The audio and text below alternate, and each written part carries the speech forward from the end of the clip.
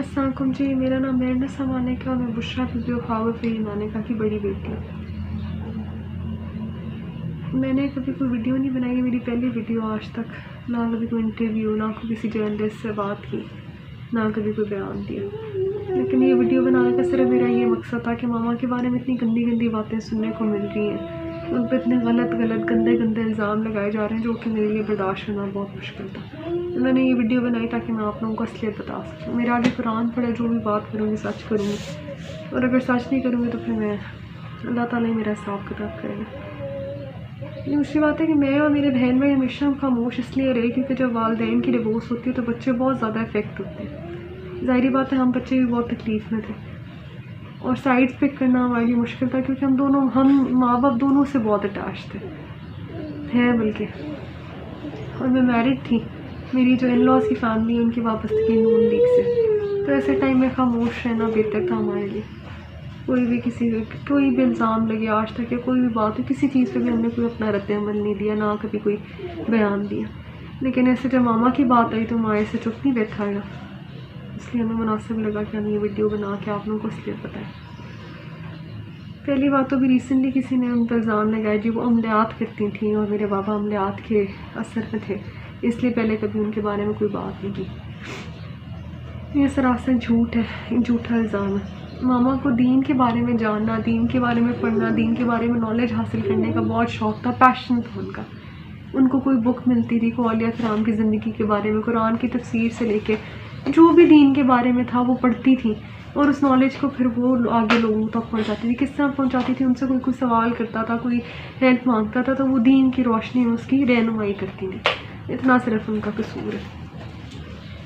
दूसरी बात, मामा एक बहुत सादी ज़िंदगी उन्होंने हमेशा गुजारी है। उनकी ज़िंदगी उनका क्या था, रूटीन से उठती थी क्योंकि हम जॉइंट फैमिली में रहते थे, हमारे पास 2 रूम्स होते थे। मैं सबसे बड़ी बहन हूँ, हम 5 बहन भाई। तो उनकी रूटीन थी सफाई करा के जानवर बिछा लेनी, वहीं पर खाना, हम बच्चों का दस्तरखान भी वहीं पर होता था, हम खाना उठना बैठना, इवन होमवर्क का हम उनके पास बैठ वहीं करते थे। हर वक्त हम मामा के पास होते थे और उनकी कोई सोशल लाइफ नहीं थी। उन्होंने सारा टाइम सिर्फ अपने बच्चों के लिए और सिर्फ ये दीन की एजुकेशन यानी दीन के बारे में जानना पढ़ना इसमें लगा दिया, पूरी ज़िंदगी सिर्फ इस काम पे लगाई। तो ऐसी औरत जितनी पर्दादार, उतनी नेक, उसके बारे में इस तरह की बातें सुनना बहुत हमारे लिए बहुत तकलीफ थे और मैं कभी सोच भी नहीं सकती थी कि इस तरह वीडियो बना के हमें उनको कैरेक्टर को डिफेंड करना पड़ेगा। लेकिन खैर, दूसरा उनकी बात की गई जी कि इद्दत में उन्होंने कहा कि मेरे बहन भाई क्योंकि छोटे थे, मामा घर में ही इद्दत, जो शरई इद्दत होती है वो टाइम पूरा करके गई थी। मामा का रूम अलग हो गया था बाबा से क्योंकि बहन भाई छोटे थे, शायद उनको अंदाज़ा नहीं था। मैं अंडरस्टैंड करती थी इस चीज़ को। तो वो टाइम जो इद्दत का होता है वो उस घर में ही रह के उन्होंने शरई इद्दत पूरी की। उसके बाद वो नानी के घर चली गई और नानी के घर काफ़ी अर्सा रहने के बाद उनकी खान साहब से निकाह हुआ। और ये बात कि वो निकाब के बगैर मिलती थी और खान साहब ने उनको देखा हुआ था पहले, ये भी बिल्कुल झूठ है, इसमें भी कोई सच्चाई नहीं है। जिन्होंने की है, क्या वो किसी मुलाकात के साथ थे जिनको पता हो कि मामा बेपर्दा होकर मिलती थी या मामा ने कभी निकाब के बगैर उनको मिली थी?